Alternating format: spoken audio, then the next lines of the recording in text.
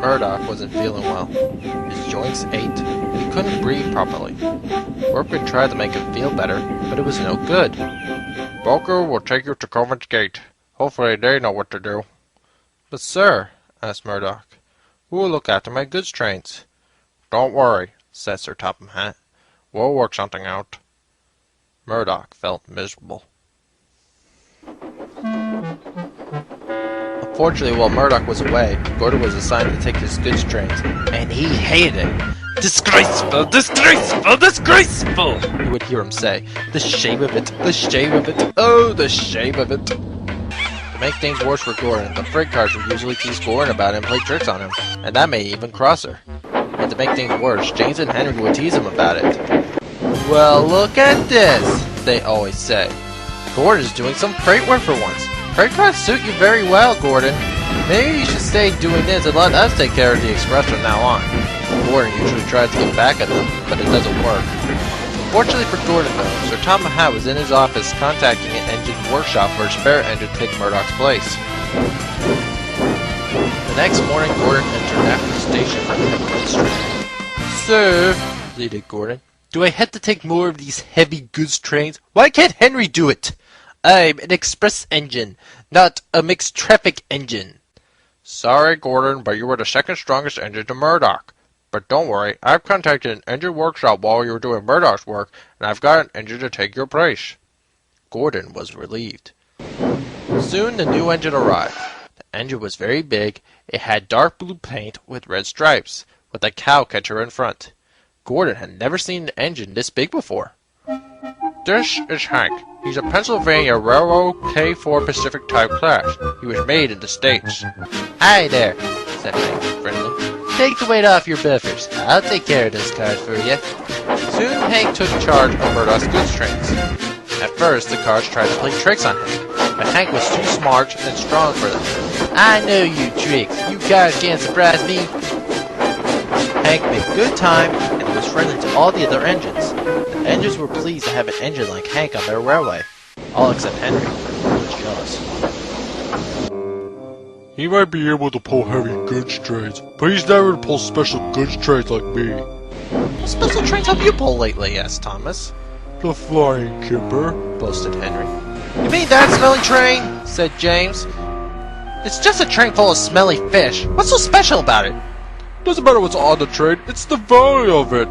Fishermen depend on me to get their loads of fish to the mainland. That night, Henry headed over to Brendam Docks to collect the Flying Kipper. But to his surprise, Hank was already coupled up to the train. What's this? Henry demanded. Sorry, Henry. There was an extra load of fish to be added to the train. But sir, I usually pull this train. Well, Henry, I think it should be easier to have a strong engine like Hank to take the Flying Kipper. But... Henry tried to reply, but the decision has already been made.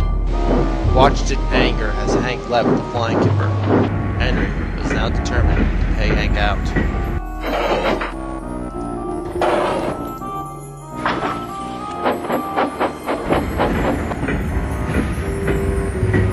The next morning, he was still fuming. I can't believe it! My special train! Take it away from me!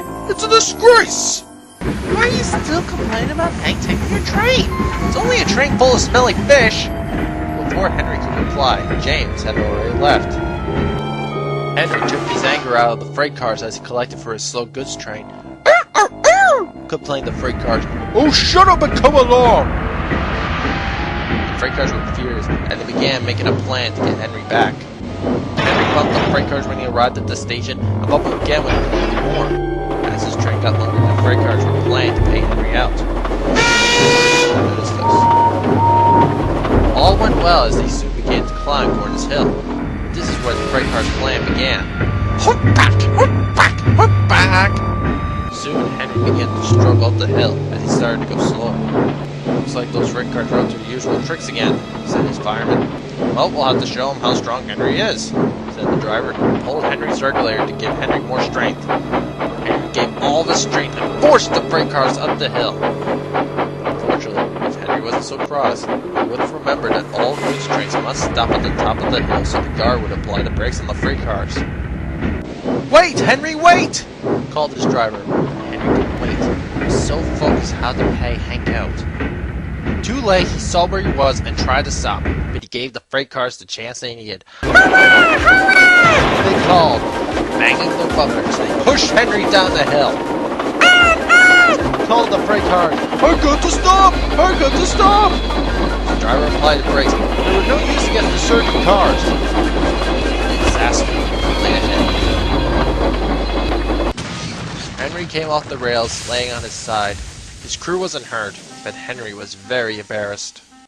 Edward soon came along with Rocky. You should have learned from James. If you don't stop at the top of the hill, the freight cars will take advantage of it and push you down the hill, laughed Edward, and left to take away the unhurt cars. Henry was put back on the rails. He puffed sadly home. That night, Hank came to comfort Henry. Hey, Henry, I heard about your accident. Henry didn't respond. He didn't want to talk to Hank. But we all make mistakes, even me, What accidents have you made? said Henry crossly. Well, began Hank, in my younger days when I was shunting a goods train into place, I was so overconfident of my strength that I banged the truck so hard and crashed it into the buffers. Henry was amazed. But sometimes an accident can be good, so we could learn from them. Henry felt very better and started to lose his bad feelings about Hank. I know you were jealous about my strength. Henry was surprised, but before he got a word in, I heard from the other engines. But let you know there are stronger engines than me. Really? Yes, like the Challenger or Big Boy class engines. They're the biggest and strongest engines in the States. But sometimes it doesn't really matter how strong you can be as long as you know your limitations. What? Limitations, said Hank again. It means how much you can push or pull without getting tired or out of puff. It's best to know so you can prevent accidents like this. Henry got better and soon became friends with Hank. Later, Murdoch returned home. Henry thought that Hank had to leave, but Sir Tom had decided to let Hank stay. Now Hank helps the other engine with heavy goods work or passenger trains. And he mostly takes express trains to the other railway. But he's always happy to come home to all of his friends at the island of Sodor.「